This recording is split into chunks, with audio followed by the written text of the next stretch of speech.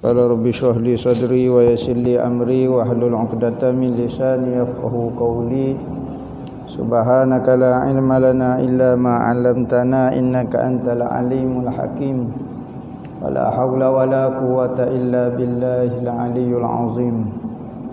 Nawaitu ta'allu wa ta'lim wa tadhakkura wa tazkira wa nafa'a wal intifa' wal ifadah wal istifadah wal hasa 'ala tamassuki bi kitabillah wa sunnati rasulih wa du'a ilal huda wa dalalata 'alal khair ibtigha'a wajhillah wa qurbihi wa sawabihi subhanahu wa ta'ala. Allahumma inni as'aluka ilman ladunni wa mashraba safihani ya wahabu ya ghani.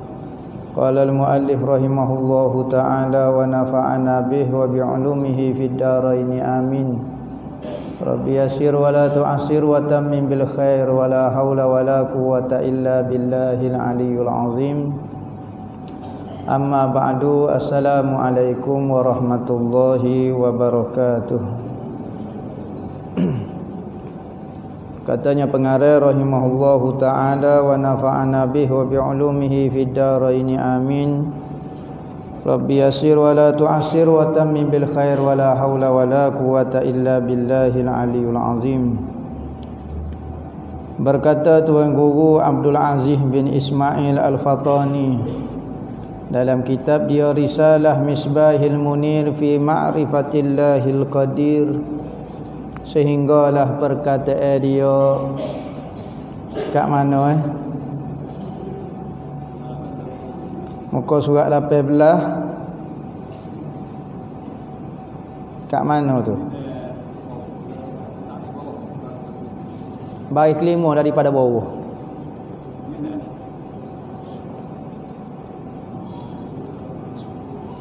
Maka jika tidak bersifat dengan sifat ma'ani. Katanya pengarang rahimahullahu ta'ala, lah ni kita dok kecek mengenai sifat yang kelima, iaitu qiyamuhu ta'ala binafsih, artinya berdiri Allah Ta'ala dengan sendiri. Maksud berdiri sini kita sebut dah bukan bangun caca. Tuhan kalau bangun caca sendiri kita boleh bangun caca, tak payah orang akak kata. Maksud qiyam sini ambil daripada kalimah yang kita petik daripada ayat Quran sendiri, Allahu la ilaha illa huwal hayyul qayyum. Qayyum ay qiyamuhu binafsih. Tuhan ini hidup dan tidak perlu kepada apa-apa. Qayyumiyah dia panggil. Nah, kalau orang tanya dalil sifat 20, semua daripada Quran dan hadis. Sebab tu kita royak dah siapa dia engkar sifat 20 jadi kafir 20 kali.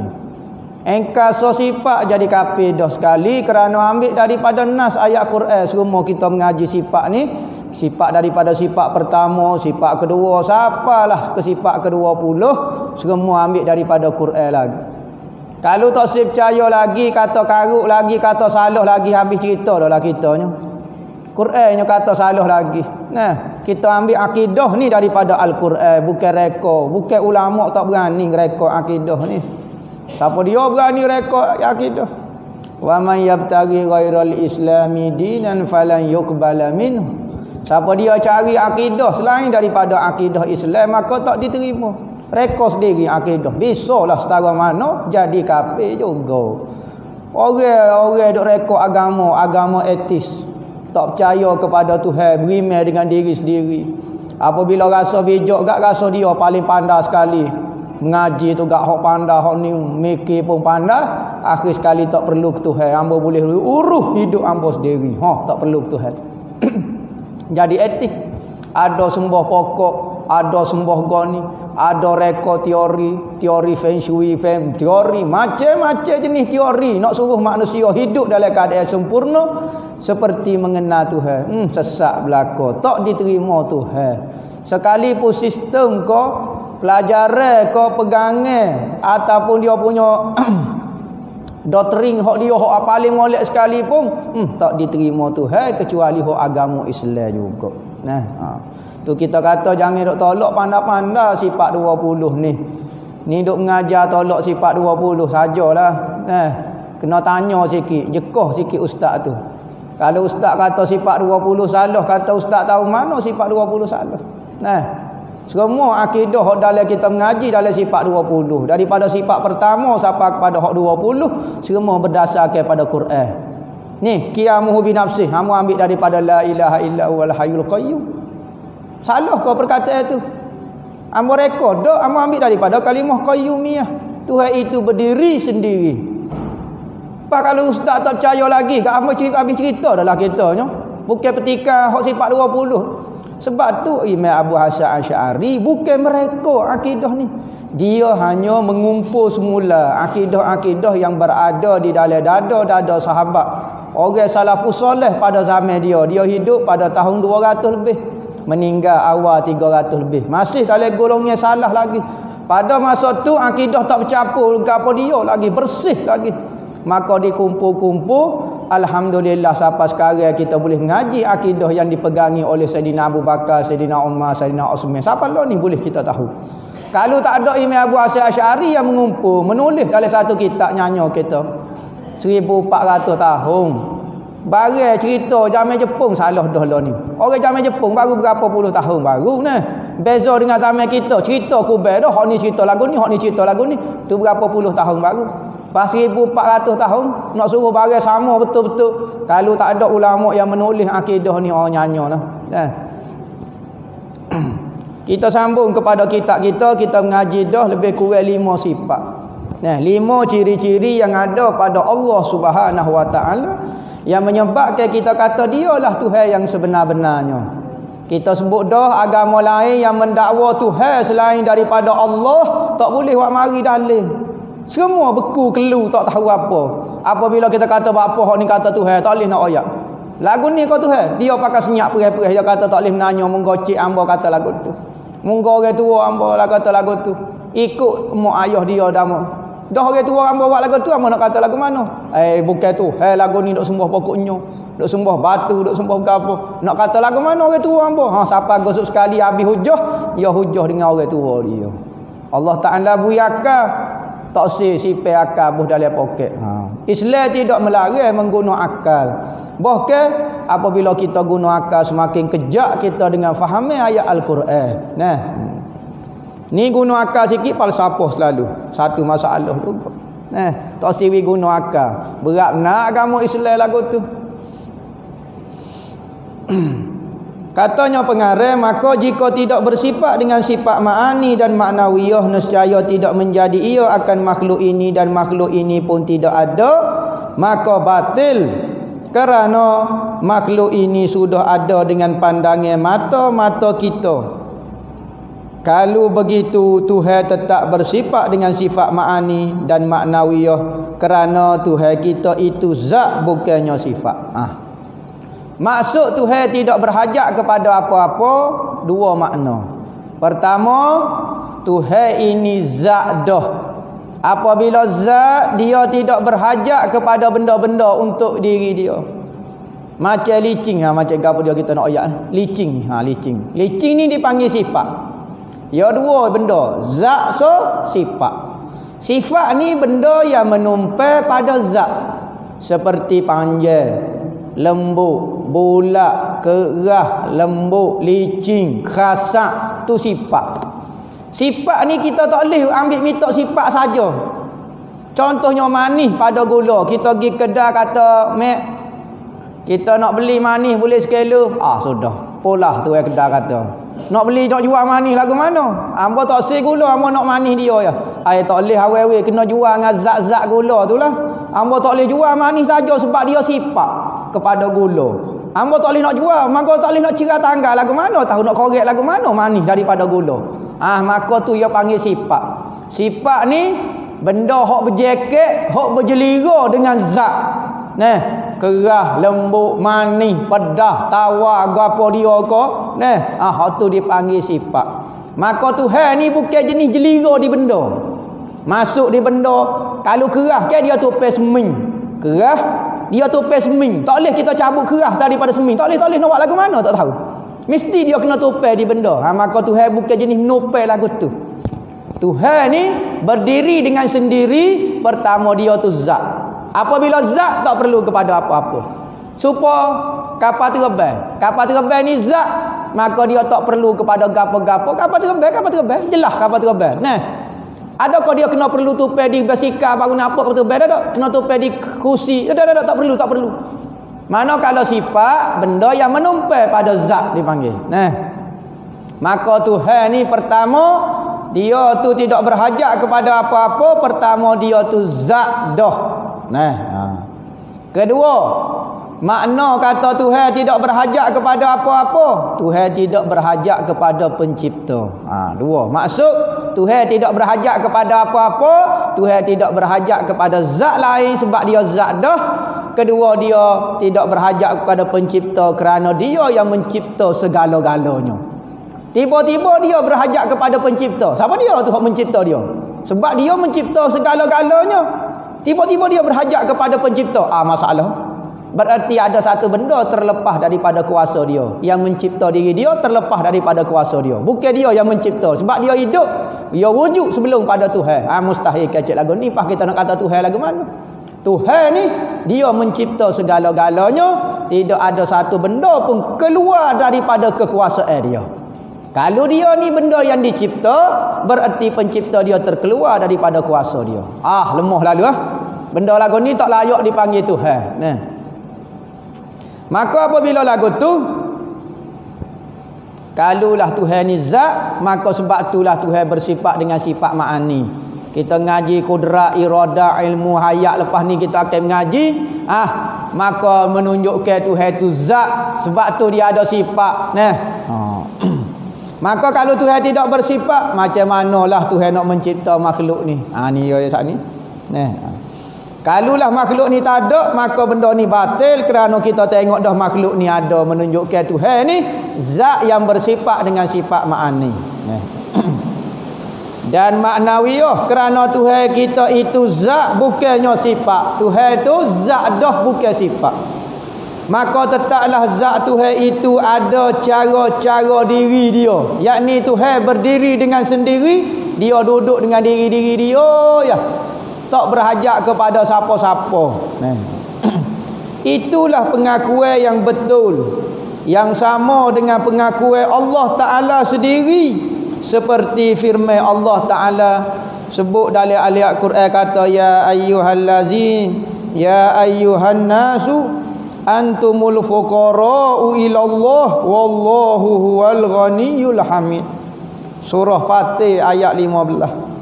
Artinya, wahai manusia, kamu sekaliannya berkehendak kepada Allah, berajak terparuk nak ke Tuhan. Kita ni apabila Tuhan cipta kita, Tuhan tak lepas kita dah. Kita jangan anggap apabila Tuhan cipta kita boleh gerak sendiri dah. Lah muka Tuhan cipta tu hamba. Siapa dia royak lagu tu? Setiap detik, setiap nafas Tuhan cara kita. Ni jatuh kita duduk bergerak, duduk pung darah, naik ke otak, waktu turun kaki putar pulak bersih. Siapa dia duk cara lagu tu? Bulu roma kita tak cabut, tangan kita tak seteruk, mata kita boleh tengok. Siapa dia buat tu? Setiap detik, setiap nafas tu. Daripada mula kita terlahir di muka bumi ni, sampai kita mati, setiap detik, setiap nafas Tuhan duk cara kita. Kulla yaumin huwa fi sya'nun. Setiap hari Tuhan adalah kerjaan dia. Bukan kata Tuhan duk saja ni duk cara kita ni. Tuhan buat kipas tu bergerak. Apabila kipas bergerak, Tuhan buat angin pula. Jangan kata apabila kipas tu bergerak tu biar angin selalu, jadi kafir lah kitanya. Ada benda terlepas daripada Tuhan. Apa dia? Angin keluar sendiri daripada kipas. Sudah, tak ada apalah. Punah jahanam habis. Tu penting kena mengaji dalam bab akidah ni. Kalau tak mengaji lego habislah semaya, puasa, zakat, haji kita tak tahu balik mana. Kerana apa? Kerana ilmu akidah ni dipanggil ilmu usuluddin. Asal-asal agama ni nak kenal Tuhan. Ibadat-ibadat furuk-furuk ni semaya bel ni tanda kita tu kenal Tuhan. Orang yang kenal Tuhan iaitu Allah Subhanahu Wa Taala, maka saya gira dia sembah Tuhan. Kalau tak kenal Tuhan tu dia malah sembah Tuhan tu. Kalau dia kenal ya, maka jadilah sedekah, jadilah zakat, jadilah haji kerana orang tu kenal Tuhan. Kalau orang tak iktiraf Allah Taala sebagai Tuhan, puasa baik pun tak tahu jadi apa dah. Jadi kita ni berkehendak kepada Allah setiap detik, setiap nafas. Tengok bisa tak bisa Tuhannya cara kita. Dan Allah Ta'ala ialah yang kaya, Tuhan yang kaya. Lagi yang terpuji. Apa maksud kaya? Yakni tidak berhajat kepada apa-apa. Tu makna kaya yang sebenar. Sebab tu sifat kaya ni sifat Allah, bukan sifat makhluk. Patu orang kampung hamba ramai orang kaya, bukan orang kaya. Orang banyak harta dan banyak pitih. Dia kaya ke? Tak, dia paling berhajat sekali. Masuk kaya ni tidak berhajat kepada siapa-siapa, tetapi orang kaya paling berhajat sekali. Dia nak makan nasi, tukar gaji dia jom masuk. Patu orang jom nanai beras, jom pukul padi, jom gapo. Oh, dia paling berhajat. Nak basuh pinggan berhajat ke orang. Bah kaya lagu mana? Dia patut tak berhajat kepada siapa-siapa. Pekerja rumah dia saja berpuluh-puluh orang dah. Tak ada apa. Kaya lagu mana lagu tu? Kaya ni tidak berhajat kepada siapa-siapa. Berarti dia bukan kaya, dia hanya banyak harta. Kaya itu sifat Tuhan. Wal ghani, Tuhan tu ghaniyun, yakni kaya tidak berhajat kepada apa-apa. Tuhan perlu kepada siapa-siapa? Tak perlu. Tuhan nak cipta langit dan bumi, Tuhan tak perlu kepada pasir, tak perlu kepada tanah, tak perlu kepada pokok. Tuhan buat daripada tiada kepada ada bumi ni, tubik stoko. Kita nak buat rumah, beli pasir tu ikat bata buat gapo, nak ke tanah juga. Tuhan daripada tiada kepada ada. Bumi ni bukan kata Tuhan pergi cekor pasir mana-mana kepar biar jadi bulat segotai jadi bumi. Tak. Tuhan bisa tak bisa, tak berhajat kepada gapo-gapo. Daripada tak ada kepada ada. Oh, pisaunya demo buat kerja buat tangi buat kerja pun tak perlu kepada gapo-gapo. Nak hidup Tuhan tak perlu kepada siapa-siapa. Tuhan nak berudara ke, nak menapah, tak perlu. Tuhan ke kaya dah. Tuhan ke hebat dah. Boleh duduk sendiri-sendiri dah. Kita nak hidup kena menyawa. Tak menyawa mati. Tak ada makanan mati. Sakit tekak mati. Patah horak tekak mati. Aksiden pecah kepala mati. Banyak benda lah kita berhajatnya nah. Kita tak ada makanan lapar mati dah. Banyak benda kita lemah berhajatnya. Jadi sifat tidak berhajat ni sifat Tuhan saja. Dipanggil Qayyum, dipanggil Hayyul Qayyum. Nah. Dan Tuhan itulah yang kaya. Betul sungguh Tuhan kaya. Katanya orang tua hamba tak se kaya. Hak penting Tuhan kaya. Hamba tak se kaya, tapi hamba penting Tuhan kaya. Allah dia Tuhan kaya, gak hamba nak minta macam-macam ke dia. Tapi kalau hamba kaya, rasa tak berajak ke Tuhan selalu. Rasa metanya kita boleh hidup dengan sendirinya. Oh, tak perlu dah Tuhan apabila kita kaya. Tabiat perangai dia nah. Kata orang-orang tua, orang-orang sufi kata, hamba tak se jadi kaya tapi hamba nak Tuhan kaya. Hak penting Tuhan kaya. Tuhan jadi Tuhan kaya dah ni. Allah kalau bunyi Tuhan kaya, hamba rasa sedai duduk selalu. Nah, kita nak minta tolong dia kaya ke? Mintalah gapo-gapo dia. Munggo dia kaya, tapi kalau dia kita kaya, Allah rasa tak perlu Tuhan. Rasa tak perlu ke orang. Rasa kita boleh hidup sendiri. Jadi rasa sombong. Jadi rasa manggok. Jadi rasa takabur. Apa? Saya ada piti. Saya ada harta. Saya boleh buat apa saja. Sedangkan kita sangat perlu kepada orang. Sebab tu Tuhan marah kalau orang ambil sifat dia. Perangai Al-Ghani kaya lagu ni. Kita biar rasa berhajat semacam kepada Tuhan. Kita kalau orang kaya setara mana pun katain kita mati. Siapa dia nak kambuh kita kalau tak orang? Apabila masa hidup malah mari balasah. Tok Imam pun tak kena, AJK masjid pun tak kena, tak sebaik dengan orang baik. Baik orang hok jahat saja. Baik orang ada kaki kepentingan dengan kita. Hok orang jujur-jujur saing atas surah lagu ni tak ada kepentingan langsung. Saing semata-mata kerana Tuhan. Ni saing hok ada kepentingan dengan kita. Kita mati. Kawan ni tak mari. Hok ni lah AJK masjid lah, Tok Imam lah, Tok Bila lah, Tok Siok mari kambuh kita, mari mandi kita. Pas demo kata demo kaya boleh buat sendiri. Ada orang lain ni sedak jawab, tak apa kubur sendiri-sendiri. Demo mampu mati tak kalut dengan demo. Sedak kecek. Tanya dia mati sengih-sengih anak dia mari jumpa kita. Suruh ngurus anak ayah dia. Ayah demo kata dia boleh buat sendiri ke? Dia guling sendiri lagi kuburnya. Pakai kain kapal dekat nopak. Tak boleh pula. Pas lagu mana? Jangan takabur kita. Nikmat Allah Ta'ala beri itu adalah ujian. Tidak salah jadi kaya.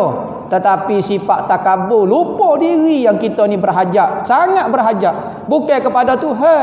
Dengan orang-orang pun kita berhajat juga. Layaklah kita makhluk ni. Layak dengan perangai lagu ni. Sebab tu Tuhan marah kalau orang tak khabar. Kaya tak salah. Tetapi sifat tidak khabar tu. Sifat lupa diri kita tu berhajat. Kalau kita ada sifat ghani, sifat kaya, kita Tuhan dah tu. Mana ada orang sifat lagu tu. Dikehendaki kaya itu. Gapo dia maksud ghani kaya? Ingat Tuhan banyak pitih ke? Kau pitih menunjukkan kekayaan? Tak. Ada orang pitih tak ada tapi hidup dia betul-betul kaya. Hutang tak ada. Nyakit tak ada. Anak joruh belaka. Isteri taat. Rumah boleh bayar sewa. Api air tak ada masalah. Tidur je negara. Allah hamba rasa sedaknya lah. Tak sakut langsung. Ada orang kaya, hutang keliling pinggan, anak serabut otak. Bining tak taat ke dia. Satu tidur tak jenera. Atas lembek go 8,000 dah. Tidur tu gak tak jenera. Kawan ni tidur atas tika jenera selok. Hok mana nak kaya lagu mana? Gapo dia maksud kaya yang sebenar? Katanya Nabi, laisal ghina an kasratil aradi walakinnal ghina ghinan nafsi. Tidak dipanggil kaya jiwa. Tak dipanggil kaya dengan banyaknya harta-harta, kemewahan. Tetapi kaya yang sebenar, perasaan kaya dan cukup itu adalah kaya jiwa. Pitih ada 10 ya dalam poket tapi rasa cukup dah ya Allah, tak perlu dah tambah. Tak sel 15 ya cukup dah 15, 10 ya. Hamba boleh makan anak beranak, sedara belaka anak hamba. Hamba pun sedara alhamdulillah, isteri hamba pun makan kenyang. Boleh tidur alhamdulillah. Ada orang miskin jiwa. Pitih ada 10 juta di dalam akaun, lapar lagi harta orang. Lapar lagi harta orang. Ada orang harta, masya-Allah kita tengok 3 tingkat rumah. Alik bawah tu macam-macam jenis kereta ada. Helikopter kali ada juga. Pitih 100 juta dalam akaun bank. Tetapi minta lagi. Apa? Supaya murah rezeki. Allah tak murah lagi rezeki 100 juta. Kalau boleh nak bilion lah. Astaghfirullah. Lagu mana orang lagu tu Maka Tuhan kata tabiat manusia itu tidak akan kaya dengan harta. Tabiat nafsu kalau diikut tidak akan kaya dengan harta. Manusia ni tidak akan cukup dengan segunung emas. Segunung emas. Allah, kalau kita tengok segunung emas dia mau sebesar kepala lutut 5 kilo yang emas. Allah alhamdulillah menopak habis ring dah. Tetapi katanya Nabi kalau Tuhan wi segunung emas. Gunung ni besar weh. Tak tahu harga, tak reti nak jawab lah segunung emas. Nescaya dia akan meminta yang kedua. Kalau orang kata nak sebutir lagi, nak. Ada sebutir dah segunung dah mah. Orang tawar segunung lagi nak. Nak. Tak ada masalah. Susah. Segunung lagi. Nak. Maka katanya Nabi Muhammad, padalah manusia tidak akan puas dengan harta kecuali tanah. Tanah masuk dalam mulut, yakni mati baru dia kata tak sih dah. Alhaakumut takasur hatta zurtumul maqabir. Kamu dilalai-lalai, dicuaikan dengan membanyakkan harta. Kita ada piti 10 ya, saya dah nak pergi ke orang. Kalau ada 1,000 nak pergi ke orang. Siapa dia kata semakin banyak harta semakin jadi pemurah? Siapa dia kata? Kalau go 10 ya kita tak siwi ke orang, go 1,000 lagi-lagi kita tak siwi. Kalau ada 1 juta, lagi-lagi kau saya. Siapa dia kata jadi apa bila banyak pitih jadi pemurah? Pemurah itu sifat hati, bukan sifat harta. Ada orang harta sedikit tapi Masya Allah, bui dalam masjid. Gaji 300 tapi dia ipung-ipung gulis 10 riyal juga letak dalam tabung masjid. Ada orang 10,000 gaji, 50,000, 75,000. Seria tak boleh bui dalam masjid. Tak tahu rasa rugi yang bui dalam masjid. Allah sesaknya jiwa dia lagu ni. Maka manusia ni terbaik dia lagu tu dah. Nah. Hal hakumut takasur hatta zurtumul maqabir. Katanya Allah Taala kamu akan dilalaikan dengan membanyak-banyak ke harta. Ada 10 ya nak jadi 15, 15 jadi 20. Siapa bila mengajar lagu tu? Hatta zurtumul maqabir, sehingga kamu masuk dalam lubang kubur. Tak sih dah. Cutera tanya orang-orang kaya hok mati, siapa-siapa dia hok kita tengok ketika dia hidup suka kepada harta, cutera tanya dia.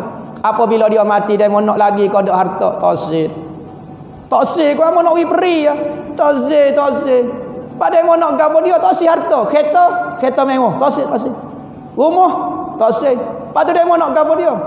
Saya nak Allah Taala ampun dosa saya. Tu ya. Tengok permintaan itu remeh deh. Tetapi bagi ahli orang duduk dalam kubur sangat besar. Diampun dosa ni Allahu Rabbi. Datuk menteri raja dewa sayak labuh pun akan minta benda tu ya. Nak kerajaan, nak kuasa, tak sih.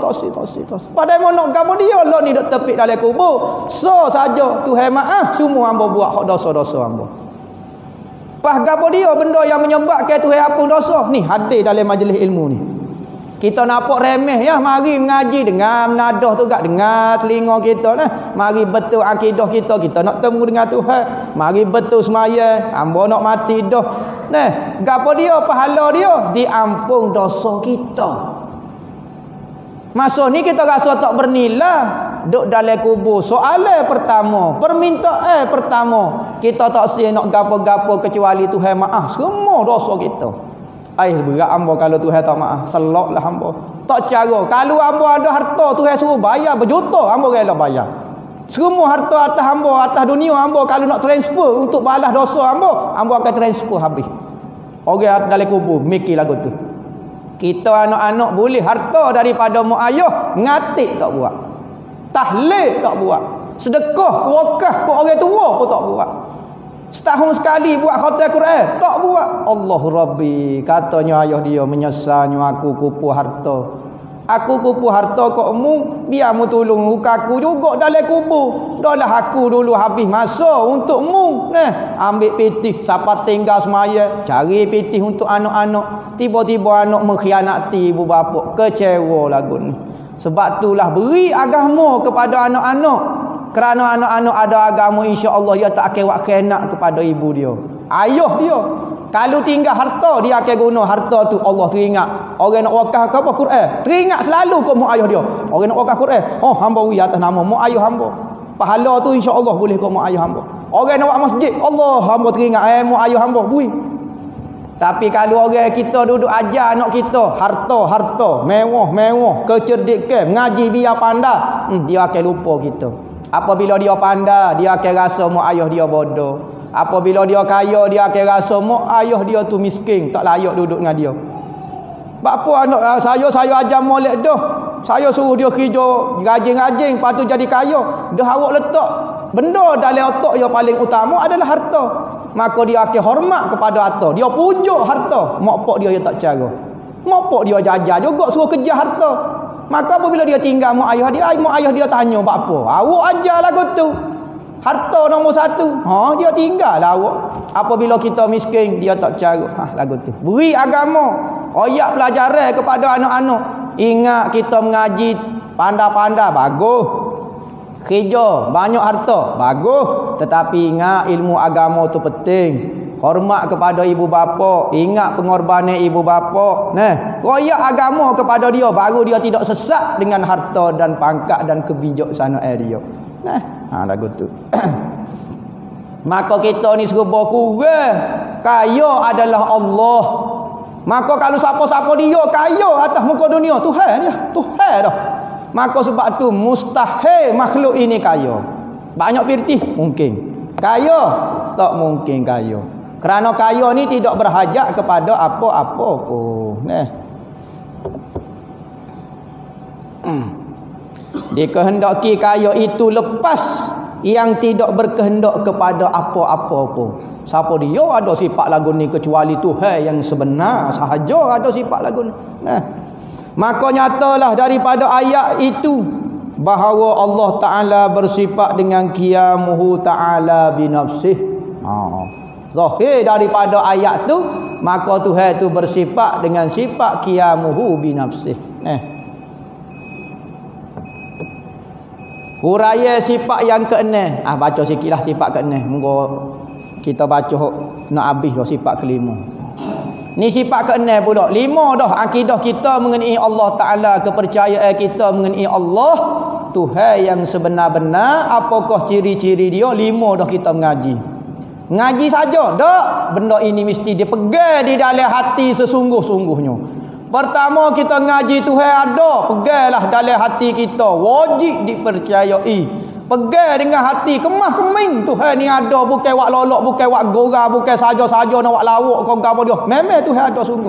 Kita tak nampak, kau kita faham, kau tak faham, wajib nak pegang lagu tu. Pegang dulu. Pas lama-lama kau kemah ngaji, kau kemah tak apalah. Apa penting pegang dulu hak tu. Tuhan tak ada, mustahil Tuhan tak ada. Pegang hak tu dulu. Allah Ta'ala ada, Tuhan kidam tidak ada permulaan. Semua pegang dalam hati kemah kemih belakang. Yang ke-6 pula, hak benda kena pegang dalam hati bukan mulut saja, dalam hati pegang kemah kemih. Tak royak-royak tak apa. Hak kita pegang ni kita tak royak-royak tak apa, kita tak pegang sesorang senyap dalam hati. Dalam mulut saya tak pandai nak hura-hura. Tapi dalam hati dia mau pegang lagu tu. Pegang gitu dah ustaznya. Molek dah tak ada. Dia tak syarat mulut kerana akidah ni bukan pegangan mulut, bukan petah berbicara. Akidah ini simpulan hati, yakni pegangan yang kejak di dalam hati tak berubah selama-lamanya. Pegang kemah keming lagu tu. Kita faham kau kita tak faham, amroyak Tuhan ada. Pas dia tidak ada permulaan. Dia kekal, dia tunggal, dia gapo, pegang kemah keming Pas ngaji seluk, lama-lama kau kejak kau faham. Keenamnya, gapo dia kita nak pegang mengenai Tuhan? Wahdaniyah. Arti wahdaniyah keesaan. Orang panggil. Orang tua panggil lo. Boleh dah nak pinjam cok cakuk. Hamba tu ada soniyah lo. Orang tua panggil. Tak boleh nak wi ada soniyah lo. Tak ada dah. Minta maaf kalau ada dua hamba boleh wi lagi. Ni lo. Maka Tuhan yang sebenar ada soniyah lo nya. Nama Allah soniyah. Tak ada spesies lain Tuhan yang sebenar. Soniyah. Manusia banyak spesies. Penuh manusia atas masjid ni. Pokok kayu banyak. Jin banyak, pasir, haiwan, tumbuhan, malaikat, macam-macam spesies ada berlaku. Ada 1000, ada juta, macam-macam. Tapi spesies Tuhan yang sebenar lo dalam spesies dia tak ada dah menduakan Tuhan. Ni lo. Tak ada dah lain, tak ada. Hal lain dia kata Tuhan juga tu. Agama ni dia kata Tuhan menipu belaka. Rekod dan sengkok sahaja. Adakah benda tu dipanggil Tuhan jadi Tuhan? Tak. Ya panggil ya. Pada hakikatnya benda tu bukan Tuhan. Macam benda ni hamba nak panggil kereta rebah. Jadi kereta rebah dak apabila hamba panggil kereta rebah? Handset ni panggil lah sejuta kali kereta rebah. Tak jadi kereta rebah, dia tetap jadi handset. Maka makhluk, kita dak kata makhluk tu Tuhan. Jadi Tuhan? Tak. 1000 orang dak kata benda ni Tuhan. Tak jadi Tuhan, dia tetap dengan sifat asal dia makhluk. Maka hak sifat Tuhan lo panggil wahdaniyah. Dia tak panggil satu dah. Di dalam ilmu tauhid dia tak guna perkataan satu. Dia guna perkataan bahasa standard esa. Tuhan itu esa. Apa maksud esa? Bahasa Kelantan panggil lo. Yakni tidak ada yang menduakan dia. Kalau satu mungkin dia berasal daripada separuh, daripada 4-5, daripada suku untuk membentuk satu. Sebab tu orang tak panggil Tuhan itu satu. Tuhan itu esa. Lebih makna tepat dengan kalimah qul huwallahu ahadun. Ahadun, apa dia maksud ahadun? Kalau wahid itu satu, bahasa Arab dia wahid bermakna satu. Ahadun sangat-sangat satu. Sangat-sangat satu. Tak tahu so orang tua panggil. Nah, kenapa? Ni terjemah koksi-koksi. Nah, macam-macam. Ada orang atas video tak tahulah siapa dia. Seorang doktor mengajar di masjid. Nah, dia mengajar tak tahulah nya terjemah Al-Quran sendiri ke lagu mana. Dia kata Tuhan ni ada dua. Oh, sudah. Sudah. Ambil daripada ayat Quran kata ilahai snaini. Tuhan itu kan ada dua. Sudah dia panggil ayat Quran. Tuhan nyo nakal orang cerita orang lain. Nyo yak kata Tuhan sebenar ada dua. Cuma kita pilih Tuhan Allah hak satu. Ya sudah. Jenglah kata kawan ni doktor dah. Bukan orang jual kedai kopi. Orang tu kalau kopi tak berani kecek lagu ni ayah peng yang berani. Tapi doktor PhD ni. Sudah. Dok mengajar atas masjid. Sebab tu lah ni jangan dok percaya doktor ko, master ko, hatu raya mana ko. Kalau salah dengan Quran dengan hadis minta tolong. Nah. Kol orang lah ni doktor. Doktor tu PhD. Cakap salah. Nah, Imam Syafi'i mungkin salah. Imam Ghazali mungkin salah. Nah, Imam Maturidi mungkin salah. Imam Maliki mungkin salah. PhD tak salah. Orang lah ni sesak tahap dewa. Percaya kepada PhD. Jangan dok percaya sangat kepada PhD ni. Siapa dia? Intirah dia ulama pun tak tahu. Setara Imam Syafi'i orang berani lagi kritik dia. Pas PhD tak berani kritik. Malu, segar. Dia profesor cakap dia tak bijak. Imam Syafi'i orang berani kritik. Imam Malik orang berani kritik. PhD 100 kali lagi boleh nak kritik. Tapi lah ni masyarakat ditipu oleh golongan pok dia. PhD tak mungkin salah, mesti betul. Saya PhD kan. Imam Syafi'i mungkin salah. Imam pula salah, dia pula betul. Pening. Hak sepatutnya PhD tu hak salah, hak imam tu betul. Orang dulu pegang lagu tu dah. Orang dulu ulama dia pegang. Hak kata Imam Syafi'i, Imam Bukhari, tu dia pegang. PhD tak tengok langsung dengan dia nya. Tapi lah ni dok percaya ke PhD, dok beci ke imam pula. Macam-macam orang lah ni. Sebab tu orang lah ni nak nipu masyarakat mudah. Kita pergi ambil PhD pada percaya kita tentu dah tak salah kita. Pergi ngajar atas masjid letak nama doktor. Ambo doktor aling alamah wali kutub terakhir. Doktor tu betul. Ngajar tu gak salah tak apa. Doktor ngajar tu. Hak kawan ni mengajar betul benar dah. Ikut Quran ikut hadis. Salah. Tak ada doktor dia. Ustaz kampung dia. Pakai serban belok kata. Dia kawan tu doktor. Kereta naik Mercedes. Mesti tak salah. Mesti betul dia. Subhanallah nya tipu setan. Betul-betulnya tipu setan. PhD pula betul. Hak ni kau. Ya jangan dok tengok title dah ni Siapa dia salah ni tak tolak siapa-siapa dia pun. Mana kau berapa dia? Lari daripada Quran dan hadis tolak dia. Doktor kau berapa dia lah ni hak banyak korban. Lama orang lah ni mudah nak nipu masyarakat kan. Ambo ambil doktor sekali. Masyarakat tu akan pertikah lah kata-kata ambo. Dia duduk pertikah kata-kata ulama, duk mengajar atas masjid dia kata imam ni salah, hak ni salah. Astagfirullahalazim. Hak dia kalulah Imam Syafi'i salah, awak ni manusia kau dia. Dia kata Imam Syafi'i salah, enggak sebab dia manusia. Imam Maliki manusia. Cakap dia tak salah. Nabi Muhammad ya betul. Kalau Imam Syafi'i boleh salah. Awak ni manusia kau apa? Saya ni moga doktor. Cakap salah saya doktor ke PhD. Subhanallah nya tipu setan. Nak berhati lah ni pengajian jangan buat sesat. Dulu dalam masjid orang tak tengok doktor kau hatu raya kau berapa ngajar ikut Quran dan hadis orang terima. Kalau salah doktor mari daripada berapa nya pakat pekong nya pakat hamba belaka. Lah ni tak boleh lah doktor tu cakap salah. Dia mengajar memang hamba rasa pelik sikit pada orang lain. Tapi dia doktor. Cakap dia salah. Ni muka ustaz pondok tak reti apa nampak ngaji. Ngaji SPM pun tak tahu kat mana berkali. Sebab tu tak boleh ngaji you ke apa dia. Nya tipu setan tipu setan Bukan nak melihat kebenaran. Lihat kebenaran di doktor. Doktor benar selalu. Hak bukan doktor tu salah lalu. Ni masalah juga. Jadi tengok Al-Quran dan hadis. Pelajaran ahlu sunnah wal jamaah. Kalau tengok betul, lah. Doktor ngajar, kita terima. Master ngajar, kita terima. BA ngajar, kita terima. Ustaz mana-mana ngajar, hak betul, kita terima. Tapi kalau hak salah, tok guru besar mana, Syekh Rabbana Atina ko, tolak belaka. Biar berani enggak kita ni. Ni bunyi doktornya wak segar, malu segar. Ambo nak tegur ke, moga dia mengaji tinggi, PhD ke. Ke ambo pula salahnya. Nampak itu sikit tanya sikit. Berani enggak repuk sekali. Boleh jawab kau tidak dia. Ni Tuhan yang pertama, sifat yang keenam Tuhan ni adalah Tuhan itu wahdaniyah, yakni esa Tuhan tu.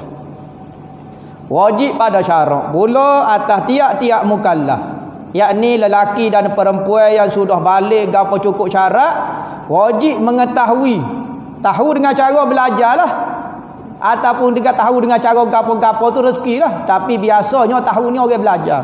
Tak ada kata dok tengok TV 3 kabar-kabar jadi alim ilmu tauhid. Dok tengok cerita sinetron kabar-kabar alim dalam ilmu tauhid. Boleh Tuhan nak buat tapi jarang berlaku. Kena mari mengajilah, biasa standard Duduk tidur rumah jadi alim. Duk main gitar atas kalbok jadi alim. Baik lagu tu tak payah buka surah lah. Maka Tuhan buat dah tempat mari mengaji atas surah. Tempat mari baki motor basikal di kedai pomen. Nak makan nasi pergi cari restoran. Memang tempat dia lagu tu dah. Tempat nak cari ilmu dan pengetahuan. Ada tempat-tempat dia dah Tuhan buat atas muka bumi. Seperti surah-surah masjid Tuhan. Majlis-majlis ilmu. Tempat lagu tu. Ni wak lolok tak reti pula. Nak cari hidayah. Tuhan dia nak beri hidayah dalam rumah boleh. Buah sedap. Padahal mau apa kita pergi cari makan nasi, pergi pasar malam, pergi cari apa dia. Kan nasi Tuhan boleh tak nak mari tergebel lagu tu. Reti cari pula makan nasi. Tapi hidayah wak lolok tak reti. Tak jumpa cari. Mana nak cari hidayah? Surah masjid penuh benar. Tok Imam duduk mengajar, Tok Bilal duduk mengajar. Orang alim penuh benar duduk mengajar. Tak ada masjid ni pergi hunggar masjid tu. Jangan wak tak reti gak sangat gak. Benda dunia boleh cari. Payah kata cari lagi. Tapi hidayah nak suruh Tuhan mari sembuh depan rumah kita. Beratlah perangai lagu ni. Nak jadi Jabariyah dah jadi buat kita lagu ni. Makan nasi reti, gula air, gula ikan. Gula air agak nak geruk ke gula air semacam. Gula ikan buat sebab lagu tu. Pandai pilih pula. Kabar-kabar Tuhan dia Tuhan nak beri hidayah kat hamba. Duk rumah pun boleh. Jangan duk buat dah hak tu gak. Buah ni buah sekadar sudah lah. Kita malah royak malah. Sebab itulah apabila Tuhan tanya orang-orang bersalah di akhirat, tak boleh jawab dia. Bapa mu tak pergi balasah. Bapa mu tak pergi ngaji. Orang duk mengajar berkenalan dengan Tuhan mu tak mari. Tempat bergalak, tempat bersuka, tempat hela, tempat bergau ni mu nak pergi. Mu tak ada keinginan, kau tak ada kehendak. Senyap kita tak kata berapa. Kita nak kata malah depan Tuhan. Kita nak kata tak tahu. Tak tahu. Muka lain pun boleh tahu. Sudah nak jawab lagu mana kita. Memang pada masa tu kita rasa Allah tolongnya hamba. Kalau hamba pergi balasah pun gapo dia. Bapa dok pergi tempat jahat semacam. Tempat hidayah. Kalau hamba pergi nyawak usaha sikit, wak lelak gerak sikit, start motor kau gapo dia, tak patah pun kaki pun. Tak accident pun. Dok pergi makan mari kita acap nah. Nak pergi balasah tak mari, rugi sangatlah. Tuhan nak jawab pun jawablah kita dengan Tuhan. Tak salah halik Tuhan dah, salah halik kita. Orang mengajar penuh penadah. Jangan buat siapa peringkat. Orang mengajar naik atas rumah kita. Orang mengajar masjid dekat-dekat gi nadah gi dengan masjid mana-mana. Allah betul semaya kita, betul akidah. Kayak gitu ke perangai hamba Tuhan. Ni tupai bumi Tuhan, nyawa nak udara Tuhan bui. Kalau Tuhan sekat gelepar biru ketu rasa. Tapi manggoknya tak sih dengar kata-kata Tuhan. Tuhan kata mari sejak sehari ya, maghrib dengan isyak. Antara lepas pada tu dia mau nak pergi terbang, mana pergi terjun mana ikut lah pergi lah. Sejak yang hamba minta 24 jam, 23 jam lagi lah pergi dah mau nak kerja apa. Tak sih juga buat keras-kerak juga dengan Tuhan. Dia catung atas bawah, menangis tak berlagu. Gelepar dia nak bangun caca semula, nak menadah dengan Tok Imam, nak semaya belakang Tok Imam, nak mari tidur masjid iktikaf, nak mari mengaji akidah, nak mari ngaji semaya. Pas masa tu nak beri baru nak sedar. Innama kalimatun huwa qailuha, katanya Tuhan. Maka percakapan kamu nak minta kembali ke dunia, nak buat taat semula, kata-kata semata-mata. Mungkin cik lah. Tuhan tak layan dah kita. Pada Tuhan wi omong ni, baik molek semula akidah kita nah. Gapo dia mengaku putus dalam hati akan tentu sungguh Allah Ta'ala itu satu pada zat dan sifat dan pada af'al dia. Ambil mana akidah Tuhan ni satu dan tidak berbila-bila, ambil daripada firman Allah Ta'ala, wa ilahukum ilahun wahid. Artinya bermula Tuhan kamu itu Tuhan yang satu. So makna dia. Akidah ni kita ambil daripada Al-Quran. Siapa dia kata sifat 20 mengajar wahdaniyah tu sesat, salah, jadi kafir, tak ada khilaf ulama nah. Siapa dia kata benda ni khilaf ya. Ada orang kata betul, ada orang kata salah. Siapa dia ajar sebenar perkataan lagu ni. Ustaz mana mari mengajar kata ada khilaf, kata betul salah. Kita ambil daripada Quran, ada betul salah lagi, tak ada apa lah. Kayak Tuhan kata dah dalam Quran tak boleh nak engkau walau satu huruf. Satu huruf. Misalnya bismillah, puah dok baca bismillah. Baca semillah lalu bo tak sebut. Welong. Bo sebutir yang engkau jadi kafir dah. Hak ni satu akidah engkau, tak ada apa. Bukan satu huruf, satu akidah. Jadi kafir. Kafir ni dia tak tukar tumbuh ekor dah. Dia tak tumbuh tanduk. Orang jadi kafir ni comel supaya tolong. Makan nasi kenyai supaya tolong. Pitih mari semacam. Tak kena balas Tuhan. Akhirat Tuhan nak balas kan? Tuhan kau semak dok lawan Allah Ta'ala. Tuhan kau kaya Tuhannya. Kau kaya. Tapi tak dengar kata-kata Tuhan. Ingat Tuhan tak tunjuk lagi atas muka dunia ni. Kerana pahala dan dosa itu ujian. Kalau lah orang buat dosa nampak gelepar dode-dode lalu. Siapa dia nak buat maksiat? Orang tak semaya, gelepar dode-dode, pum bunyi pecah perut. Siapa dia nak tinggal semaya subuh? Ketak gagal orang. Tetapi ujian, ingat, maksiat dan ibadat itu adalah ujian. Orang mari balasah, sakit demam juga. Gi balasah sakit juga. Gi balasah miskin juga. Ujian. Kalau lah orang nampak kelik balasah heret tu gak, apa tu email duk heret? Boleh mas guning. Ngan bayar. Tentu pecah surah ni. Moga orang ni kan nak pitih pula. Allah, pecah surah ni. Tak cakap tambah surah. Dah buat kelik sorang seguning, hak ni 5 guning. Tak email bahangan kereta sodok mari. Allah banyaknya pahala tu email. Penuh surah. Tak payah kecek tu email. Tu email kata bolah mengajar ustaz-ustaz penuh dah orang atas surah. Apa? Tak tahu. Pakar duk semaya kerja. Ambak-ambak tak situ tobik lagi. Nak suruh banyak lagi. Kalau tobik ada sejam, kalau duk sejam boleh 5 guning. Amak nak tambah lagi setengah jam boleh 7 guning. Pakak tidur habis hak tena hak jatuh. Sebab tu kebaikan dan kejahatan itu ujian. Yang berkait dengan iman kita. Kita percaya tak Tuhan janji nak beri pahala ni, kita mari menadah ni. Kalau kita yakin tak sudah bimbang Tuhan beri pahala. Orang buat maksiat sekalipun ada orang cabar dah. Bapa tak kena bala. Tuhan tak tunjuk selalu. Kalau tunjuk selalu tak jadi ujian dah pulaknya. Sedangkan semua kebaikan adalah ujian. Barulah kebaikan tu dibuat dengan keadaan ikhlas. Kalau kebaikan tu nampaklah kalau balasan dia mah 4 guning ke, orang akan mari dengan penuh tidak ikhlas. Mari nak guning tu. Tapi Allah Ta'ala nak ajar orang buat baik tu biar ikhlas. Balik pun tak ada pun. Tak ada pun pahala. Tak serah pun. Naik basikal pun berat. Tak ada serah berat pun. Pahala. Ujian. Berkait dengan iman berlaku-laku. Maksiat Tuhan tak beri bala selalu. Artinya bermula Tuhan kamu itu Tuhan yang satu. Maka satu itulah dikatakan wahdaniyah. Wallahu a'lam.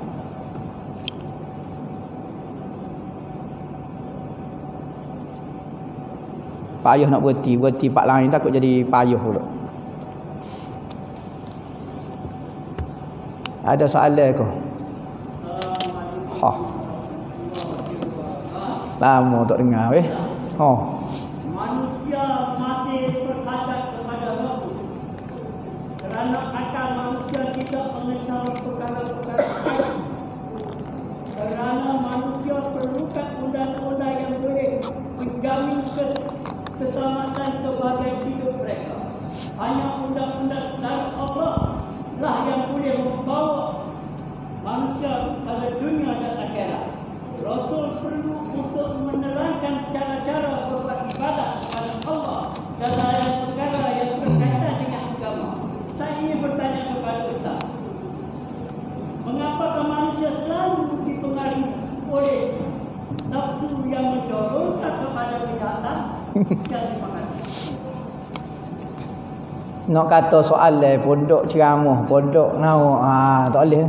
Kena pelepah angin pak ada rebah dia kan. Nau. Dia tanya mengenai lagu mana maknanya suka ikut nafsu. Kerana apa manusia ni suka ikut nafsu sedangkan dia tahu. Nah, undang-undang ke apa-apa yang dibawa oleh Nabi Muhammad molek belaka. Tapi apa dia je tak dengar kata duk ikut nafsu ni? Tidak lain tidak bukan kerana manusia ni terdiri daripada nafsu. Tak boleh nak buai dah nafsu ni, tak boleh buai daripada diri dia. Pas lagu mana tak boleh buai jadi jahat lama? Tak perlu dididik nafsu ni. Tak boleh nak buai dah. Ada yang kata, "Hei, jangan duk ikut kat nafsu, buai kat nafsu tu." Nak buai lagu mana? Nafsu maknanya diri. Buai matilah kitanya. Cuma nafsu Tuhan tak suruh buai. Tuhan kata didik dia sehingga dia jadi baik. Apabila Allah Ta'ala tawar amanah menjadi khalifah atas muka bumi. Nah, inna aradnal amanata. Sesungguhnya kami membentangkan, menawarkan amanah menjadi khalifah atas muka bumi ini, menguruskan muka bumi ini. Nak tawar kepada siapa dia? Tuhan tawar. Langit, bumi tak setuju belaka, hamba tak sanggup. Pas siapa dia hok sanggup? Wa hamalahal insan. Manusia sanggup. Apa? Manusia sanggup kerana innahu kana zaluman jahula, katanya Allah Taala. Manusia ni betul-betul zalim dan jahil. Ketika dia tak terima amanah, sifat dia zalim dan jahil. Apabila dia terima amanah, dia akan jadi adil dan alim. Dua sifat ni lah yang membezakan manusia. Nah, nak jadi bahagia, nak jadi molek belaka, dua sifat ni, adil dan alim. Zalim, lawan dia adil. Kadang-kadang orang tu alim dah, jahat pula. Kadang-kadang orang tu Allah apa dah? Baik dah, jahil toke pula. Jadi dua sifat katanya Nabi, katanya Al-Quran nak jadi khalifah, adil dan alim. Alim dengan adil. Maka nafsu kita mula-mula dah tabiat kita ada nafsu, maka kena tarbiyah lah. Kena latih nafsu tu jadi baik. Apabila nafsu naik jadi martabat, mula-mula nafsu paling jahat dipanggil nafsu ammarah. Hak ni peringkat diri paling jahat kedudukan manusia, iaitu jahat zahir batin tak menyesal. Dahlah buat maksiat zahir batin tak menyesal kat orang. Dok kata kat orang, menunjuk depan orang, tak berasa salah. Ni ammarah bisu. Kedua, naik sikit. Apabila dia ada gaya nafsu dia, maka nafsu dia jadi baik sikit. Masih buat jahat, buat lagi jahat. Tetapi mula dah terasa dalam hati, tak kena hamba buat ni, nyanyo kat orang ni. Zalim kat orang hamba buat lagu ni. Mula rasa nyesal, tapi masih dah buat jahat lagi. Ni nafsu peringkat kedua nak jadi baik dah. Naik ketiga. Naik ketiga dipanggil nafsu lawamah. Nafsu lawamah ni muammarah, lawamah, mulhamah. Ketiga nafsu mulhamah. Nafsu mulhamah ni nafsu kedua lawamah, ketiga mulhamah. Nafsu mulhamah ini tak buat ada benda maksiat jahat. Nampak baik dah. Tapi dalam hati perut bedah jahat lagi. Riak, ujuk, nak menunjuk-nunjuk, takabur. Ni lawamah. Maksiat zahir tak buat dah. Kapung orang panggil dia baik dah. Budak tu bagus dah. Tapi dalam hati perut bedah duk jahat lagi. Duduk semaya atas masjid, duk deki kat orang lagi. Duk dalam mati masjid, niat kat orang jadi penuh lagi. Nah, bahagia hamba seorang. Tak imej ikut dia dah. Nah, tak cara berlaku. Tak cara kepada umat ni pak. Maksiat batin saja ada, maksiat zahir tak buat dah. Naik kepada nafsu yang keempat. Ni baru nak jadi manusia sikit dipanggil nafsu mutmainnah. Diri kita tu nafsu tu. Tak payah buat nafsu ni. Kena ikut hak molek, tinggal hak jahat. Nafsu mutmainnah ni tinggal dah maksiat zahir, tinggal dah maksiat batin. Orang ni berjuru betul-betul juru dah lah. Wali dah lah. Kata-katanya ulama, apabila siapa peringkat ni telah menjejak tapak kewalian dah. Teman-teman. Naik pula nyasuh lagi, pujuk lagi nafsu ni, maka naik kepada nafsu radiyah. Nafsu radiyah ni gapo dia berlaku redha, berlaku tak ada nak marah kat orang. Orang kata ke dia, nak kata lagu mana ke dia deh, mungkin dia tak tahu. Orang ambil tanah dia, kecek molek dah, dia tak percaya lagi, kita nak royak lagu mana, redha tu nak uji kita dah tu. Radiyah. Naik kena dipanggil nafsu mardiyah. Nafsu mardiyah ni nafsu yang diredai. Apa yang ia kata hak tu Tuhan nak kata. Hak ni nafsu peringkat ni, orang tu mula berlaku keramat bagi dia. Dia kata budak ni jadi kura deh. Nak jadi kura budak ni. Kura sungguh. Apa yang ia kata hak tu hak berlaku, tu mardiyah dia panggil. Ni peringkat orang mulut masing siapa peringkat dah mardiyah. Tapi tak sempurna lagi, tak sempurna lagi. Nyasuh lagi, akhir sekali naik kepada nafsu kamilah dipanggil. Hak ni nafsu lagi, nafsu. Tetapi inilah nafsu kamilah. Insanul kamil, manusia sempurna. Yang mana Allah Ta'ala kata inni ja'ilun fil ardi khalifah. Aku nak jadikan mung sebagai khalifah. Mung hak mana? Hak ada nafsu kamilah. Bukan nafsu amarah supaya kita ni. Nah. Serbai tu kemah belakang dah sore-sore, tapi kalau dia balah tunjuk lalu perangai huduh dia. Nah. Jalan dah tu. Tak kamilah lagi. Gitulah hamba komen bab nafsu ni. Nah. Keedah ganti soh kosong di hadapan. Gini, kalau soh ni kosong depan, maka orang hak belakang lubang tu paling berhak dah naik. Jangan dok main hesok lagu tu. Hak ni masalah kata. Jangan dok hesok dah. Ada orang tu baik sebelah kita. Kita jangan dok hesok. Kemah soh. Orang belakang dia tu masuk. Ni acu dia nak masuk, kahwin ni hesok. Sudah tutup. Dia pun nak undur semula. Orang masuk dah. Duduk cacar tengah-tengah lagu tu. Nampak? Tidak kau buat nyanyi ke orang. Khusus sekali pakai lari lagu tu. Kena belajar nah. Orang paling berhak sekali nak tutup sah adalah orang di belakang lubang tu. Al-Quran tu kalamullah. Pas lagu mana status Al-Quran? Okey, Al-Quran ni ada dua maksud. Pertama Al-Quran dengan maksud mushaf. Mushaf ni nah. Mushaf yang ditulis ni ataupun yang dihafal di dada-dada orang ataupun yang disebut. Maka mushaf itu baru. Bukan koding tu dah. Siap dia tulis ke cetak ke tahun 2015. Koding apa? Siapa dia kata koding jadi kafir dalam lagu tu nya? Mushaf ni koding ke? Ni apa Quran? Quran juga, tapi Quran ni Quran yang baru. Patu Quran makna koding.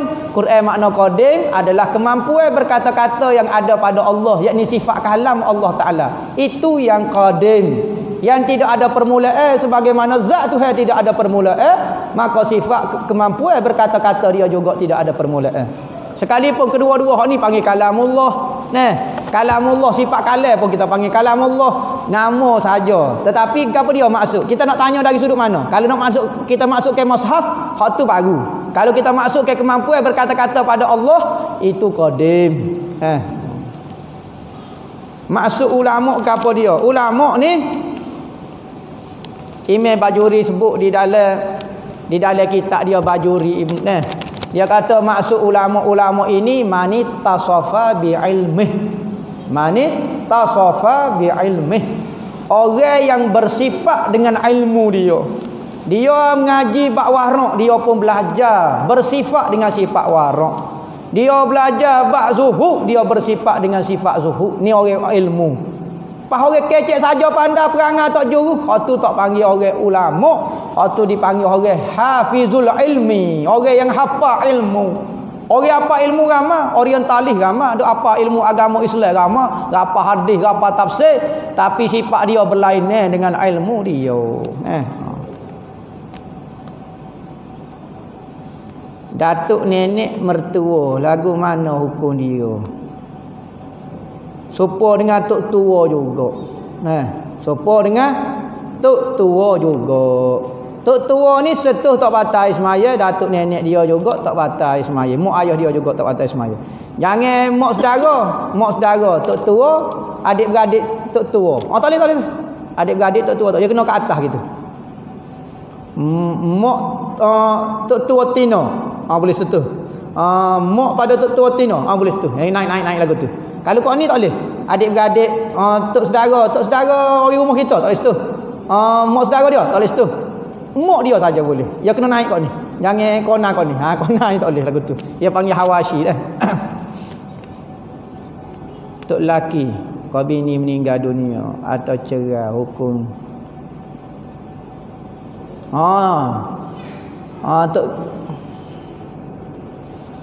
Tok laki mati. Lagu mana? Hubungan di antara mertua dengan macam bekas menantu lah. Macam bekas menantu dah. Apa hukum dia? Mahram sampai mati. Boleh. Sekalipun cerai, nikah. Anak jantan dia nikah dengan seorang retina. Maka masa nikah tu, setuh tu atas semaya lah. Ia pun cerai, balas 2 hari tu. Natu tina boleh kita mari lagi rumah kita, salah tak batai semaya lagi dengan kita.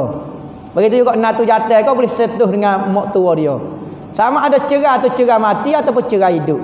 Hubungan tetap kekal sampai bila-bila. Tak boleh dah.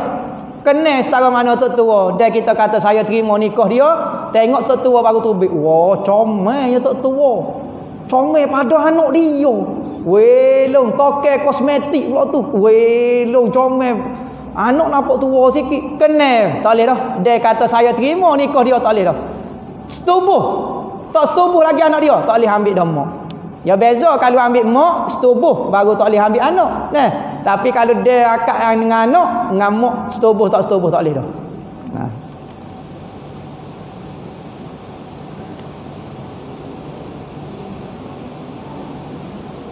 Kalau kita nadah gorik dengan Isa, adakah ustaz yang mengajar dengan tukar dengar tu dipanggil guru dengan murid? Lah. Kau panggil apa dia? Pembeli dengan penjual. Kau panggil apa dia? Orang panggil guru dengan murid lah. Kau belajar ni lagu mana? Belajar ni kan menadah. Dengar jodoh dah tu guru dengan murid dah tu. Moga murid ni ada banyak martabat ke. Murid di pondok, murid rapat, murid dengar seminggu sekali. Murid lah. Gitu maksud dia nah. Selain Nabi Muhammad, guru dan murid boleh kodok syafaat. Cai ni orang Muhammad, guru dan murid boleh tak bagi syafaat ke esok? Gitu dia tanya nah.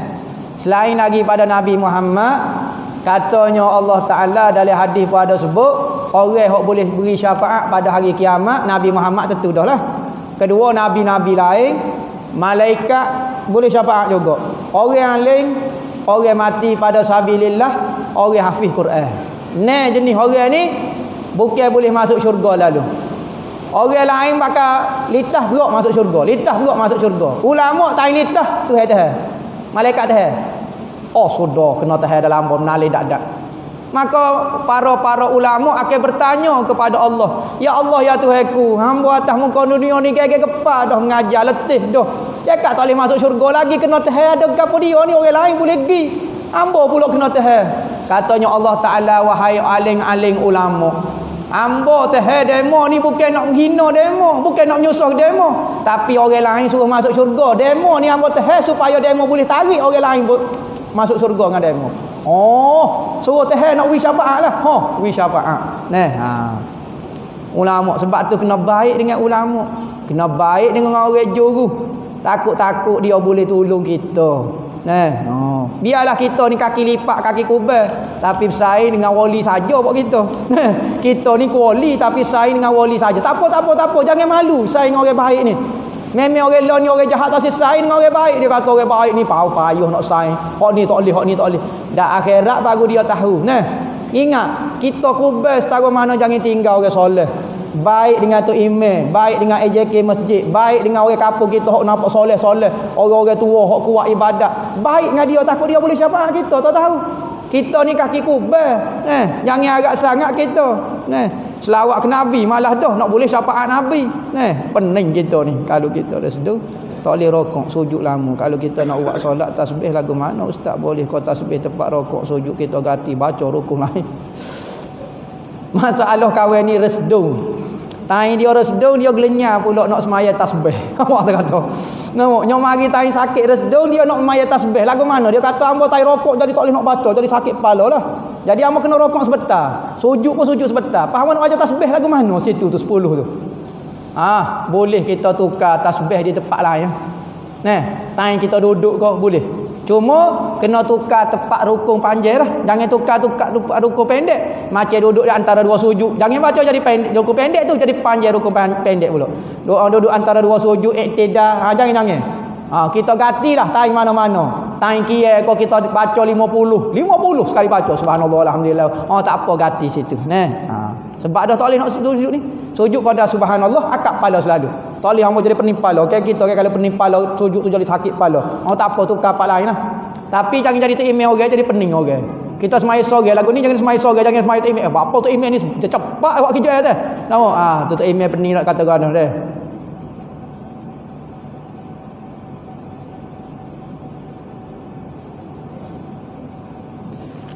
Kita sujud molek dah tujuh anggota. Qada subhanallah dah. Nyamai gata pula atas belakang. Gata. Pas lagu mana? Nak pakai akak lagu tu kau pakai letak pula. Tak apa nak letak boleh pun. Nak akak gitu pun siapa bangun pula pun tak apa dah. Tak wajib dah sebab sah dah rukuk kita, sujud kita saat ni. Sebab qada subhanallah dah kat ni dah. Lagu tu.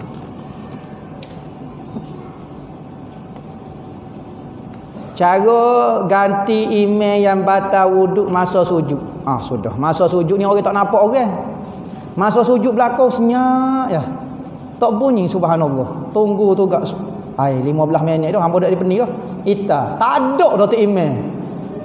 Patut kalau tu email naik motor Vespa bunyi kalau dia naik motor. Nya tolak tu email. Tolak motor tu asyik bunyi. Tolak jauhnya peres. Lari tu email terketuk tengah semaya. Malu tu gak kau orang. Lagu mana?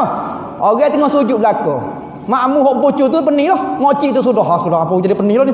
Tu email lama ni mak apa tu email jadi zoom lagu ni. Kita hok operasi tu kena sebut Allahu Akbar. Kita sebut saja. Jangan niat jadi email orang. Mungkin kita bukan email orang. Cuma kita derah suara kita kata Allahu Akbar, niat zikir. Maka orang pun akak kepala. Apabila akak kepala perasaan dah. Perasaan tu email tak ada. Maka semaya sendiri belakang.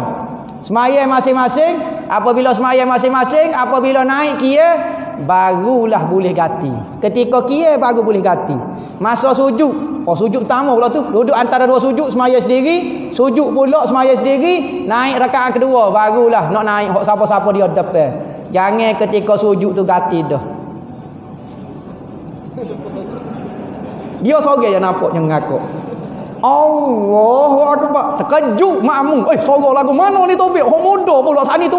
Terkejut pula. Jangan buat kerja lagu tu. Jadi kau batal. Gerak memang kita berok lagu tu. Nak akak ke takut batal. Nyum mikir sendiri otak dia. Tak boleh. Imam boleh diganti pada dua keadaan saja. Ketika qiyam dan rokok. Rokok boleh lagi. Kita rokok, kita jalan slow-slow lah. Jalan slow-slow pop tepuh kau ni. Menerak pula. Hak tu pandai-pandai kita lah.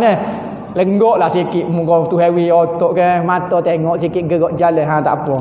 Dua saja nah. Ketika intida tak boleh ganti, ketika sujud tak boleh ganti, duduk antara dua sujud tak boleh ganti. Pas semaya lah ke mana? Biar semaya sendiri-sendiri dulu. Biar tunggu kira belakang ramai-ramai baru boleh kita.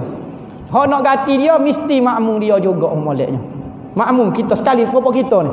Jangan mari-mari orang luar.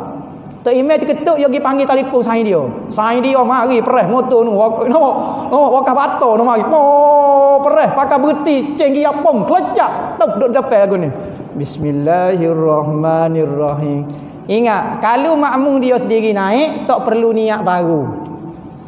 Makmum di sini hok tani ramai-ramai dia, tak email tinggal, makmum tu sendiri naik tak perlu niat beremail ke email baru.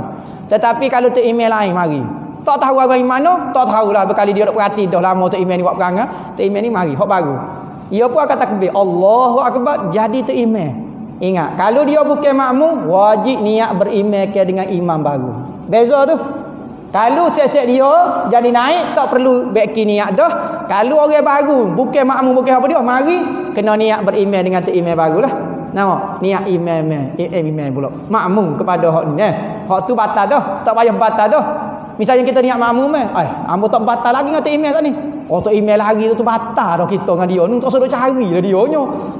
Dia lari tu pakai batal dah. Tak payah kata nak batal, ambo nak mufarakah tu email. Tak mufarakah lah ke mana tu email lari berat dah. Ya nak mufarakah ni kalau tu email batal tapi masih mengekal ke semaya. Akak takbir Allahu Akbar. Baca Fatihah. Lepas baca Fatihah bunyi tom. Senyap suka tu email. Semaya baca slow-slow. Tu email tak berhenti semaya. Sudah. Kalau tu email lagu ni baru kena niat mufarakah. Kerana dia mengekalkan perbuatan semaya. Nah, kalau tu email dia batal dia lari tak payah mufarakah dah. Dia kira terbatal dah dengan tu email lari lagu tu siap lari unggah apa semua tu batal dah tu. Nah. Lagu tu. Ada soalan ke? Nah.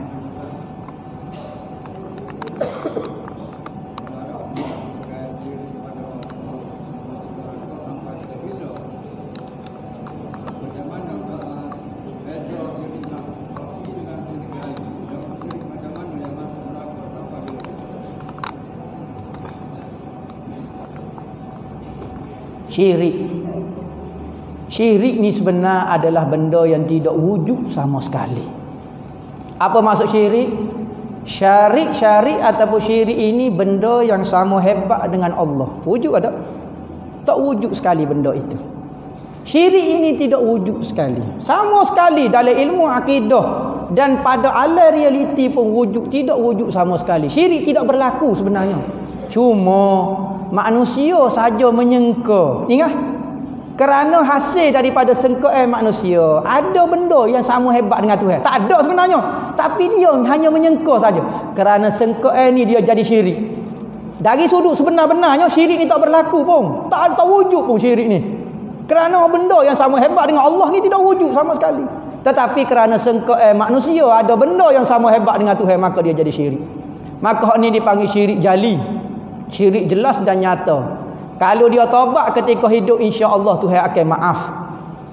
Tapi kalau dia mati dengan syirik macam ni, dia akan kekal di dalam neraka. Lepas tu Tuhan kata Allah Taala tidak akan mengampunkan dosa syirik ni.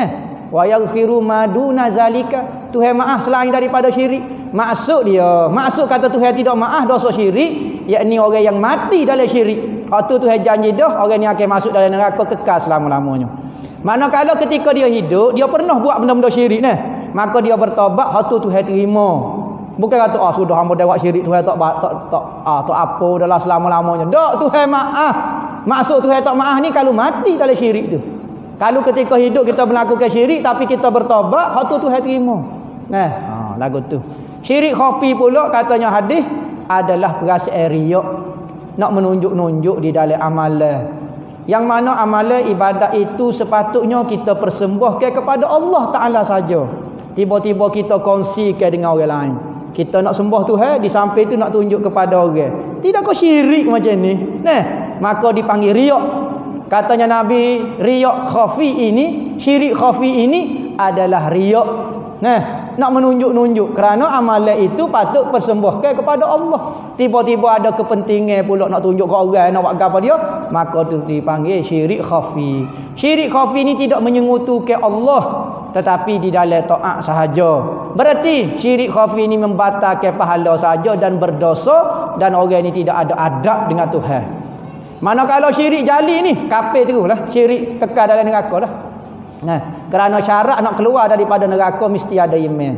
Ada syirik tak boleh kekal dalam neraka. Mensyirikkan Allah Taala, dia pilih dua, syirik kau iman, syirik kau tauhid, syirik kau tauhid. Tak ada hamba tauhid pun jodoh, syirik pun tak boleh. Kanan kau kiri, nak pilih, kena pilih. Tak boleh hamba kanan kiri, tak boleh kena pilih lagu tu. Iman, tauhid dengan syirik tu lain.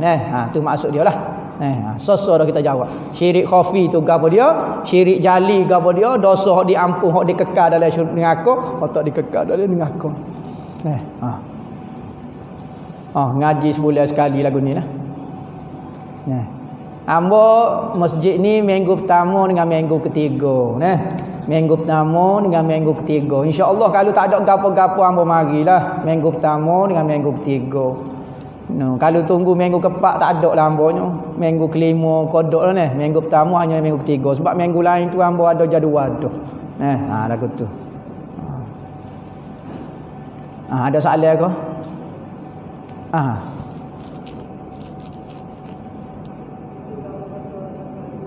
Sudah.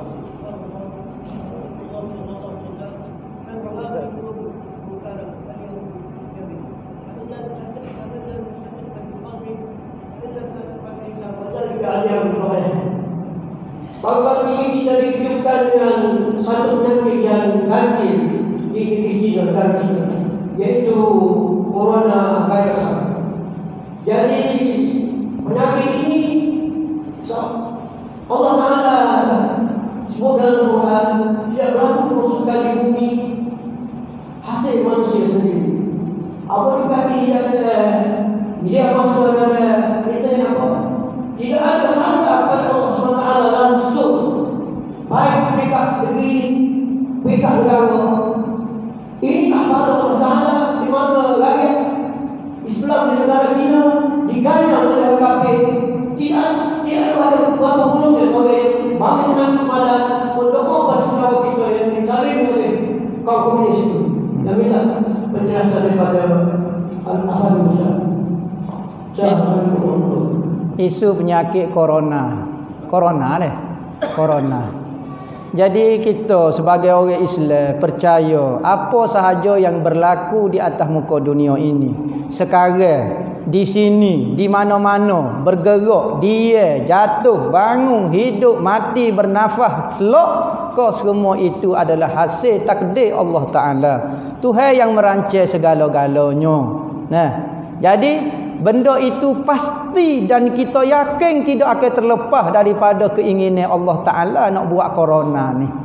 Tetapi hikmah, sebab kita tidak tahu, kadang-kadang kita menyengkau ni, kadang-kadang kita sengkau bala, kadang-kadang jadi manfaat pula. Nah, kita dok seka corona ni jadi bala. Kita tengok di China, pakak jadi masuk Islam, pakak suka kepada Islam dah pula dengan sebab corona. Nampak molek pula corona ni. Kalau tak ada corona, orang jadi tak cari Islam pula. Jadi nampak molek pula. Maka kebaikan dan keburukan kita tidak tahu. Tetapi kita yakin semua benda itu berlaku dengan keinginan Allah. Ada orang nampak dia sebagai bala dan balasan kepada orang Cina kerana awak nyanyo kepada bangsa orang Islam. Gapo iguyo kau dia nama dia.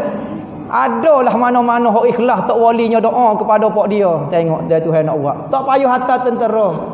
Tuhan buat kumel sikit ya Allah, halus berjuta kali ganda daripada tubuh manusia.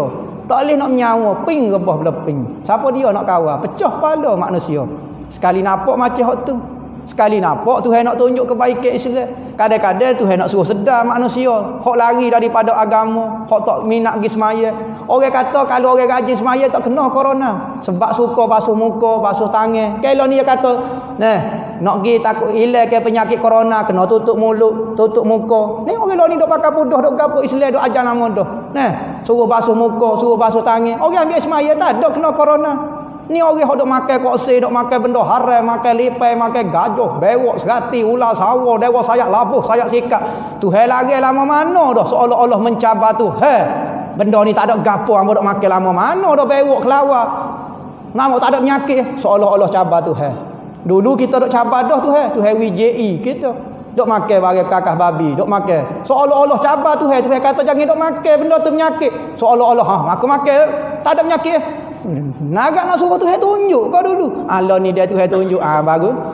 Sebab tu benda-benda kalau Tuhan kata dok janganlah Tuhan suruh. Nah, orang kafir dia tidak faham. Dia tak kenal lagi Tuhan kita. Nah, takut-takut dia dah kenal Tuhan kita lebih molek Islam dia tak tahu. Nah, jadi kita berharap jadi molek belaka. Untuk orang Islam pun Allah Taala angkat bala ujian kepada orang Islam di uyu kau di mana nah. Tuhan tak uji lagi pak kita ni. Nah, maka Tuhan kita minta kebaikan belaka. Dia pun tak sel lagu tu kita minta orang-orang Cina, semua orang kafir di atas muka dunia ni dapat hidayah. Jadi juruh belaka. Ni kita orang jahat minta pahala selalu dia, tak juruh juga kita nah. Sebab hidayah ni di tangan Tuhan. Tuhan yang menentukan kita jadi orang baik, Tuhan tentukan dia jadi jahat. Kerana kalau Tuhan tentukan kita ni jahat, kita jadi Cina tu. Nah, Cina tu jadi kita. Lagu mana? Lagu mana perasaan kita? Kita tak boleh lari daripada takdir Tuhan, tak boleh. Sebab tu kita tengok semua benda yang berlaku ada hikmah dia. Hak penting kita taat kepada Allah Taala dengar kata Tuhan. Hak tak molek kita akak tangan minta ke Tuhan. Tiap-tiap malam kalau kita tak boleh tolong dia pun minta kat sepatah kepada umat Nabi Muhammad. Nah, paling kurang minta istighfar kepada umat Nabi Muhammad 27 kali sebelum subuh, 27 kali sebelum maghrib. Astaghfirullah lil mu'minina wal mu'minat. Minta maaf kepada orang mukmin dengan mukminat. Kadang-kadang orang mukmin buat jahat maka orang lain kena. Nah, orang mukmin lain buat jahat, orang lain mukmin lain pula kena. Tuhan uji belaka orang mukmin kena sudah belaka. Nah. Jadi katanya ulama siapa dia minta maaf kepada orang mukmin, dapat pahala sebanyak mana orang mukmin lah ni. Kalau misalnya 1 bilion 1000 juta misalnya lah ni rakyat Malaysia, sekali kita minta astaghfirullahal mukminin, aku minta maaf kepada semua orang mukmin daripada mukmin dan mukminat, boleh pahala 1 juta sekali kita sebut. Sebut 27 kali. Ni kita duduk atas masjid dah, duk doa kita pacara. Ya Allah ya Tuhan aku selamatlah hamba daripada corona. Orang kampung kita tak doa corona. Orang hodoh sakit gelapar roden-roden tak doa corona. Bukan duk Cina, duk tempat kita ada corona ni. Kihnya ada dah kata. Nak kata bukan kata di Cina ni. Tak doa dah kok Malaysia, kok Kelantan, kok Cambodia, kok kampung kita. Doa kok dak. Kok kita tak say corona. Kadang-kadang sebab orang lain kita kena juga. Apa? Sebab tak cakna kita dengan urusan umat. Jadi buat kerjaan kita, tengok kebaikan belaka, takdir Tuhan memang tak lepas dah. Orang Islam wajib kena percaya lagu tu. Ni doa ayat sebab goni. Tak sebut perkataan Tuhan langsung. Dalam berita tak sedut dengar lah, moga dia bukan ngajar kita. Betul lah ya kecek sebut bab penyakit ke apa dia tak semua pada Tuhan. Kali dia sebut Tuhan jadi ngajar kita tauhid dah pula je. Bermula corona ni sebenar adalah takdir Tuhan. Mengajar dah pula kau baca berita lagu tu. Jadi ya sesuai dah lah ya baca lagu tu nya. Kita atas masjid lah pula kena syarah berkait dengan Tuhan. Jadi gitulah. Kita lah ni minta doa banyak-banyak supaya Tuhan pelihara kita semua umat-umat Islam daripada ujian, supaya Tuhan berlemah lembut dengan kita. Hamba sudahilah kuliah hamba dengan wabillahi taufiq wal hidayah. Wassalamualaikum warahmatullahi wabarakatuh. Bismillahirrahmanirrahim. Allahumma khtim lana bi husnil khatimah wa la takhtim alaina ya Allah bi su'il khatimah. Rabbana atina fid dunya hasanah wa fil akhirati hasanah wa qina azabannar. Sallallahu alhamdulillah. Wejeh salah tu. Subhanallah, hamba kena tipu juga. 9.30 dah. La ilaha illallah Muhammad Rasulullah. Berat. Je salah.